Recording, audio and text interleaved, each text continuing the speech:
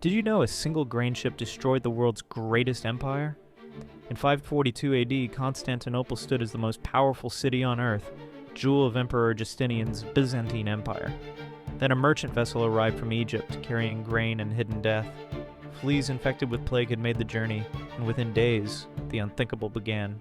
Bodies started piling up in the streets faster than they could be buried. Justinian watched his magnificent capital to transform into a city of mass graves.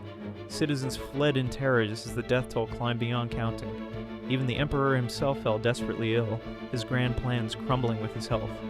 His dream of reconquering the Roman Empire died with his people. The plague spread like wildfire across 3 continents. When it finally ended, 50 million people were dead. Europe, Asia, and Africa lay in ruins. One ship had changed the course of Western civilization forever. Sometimes the smallest things carry the greatest consequences.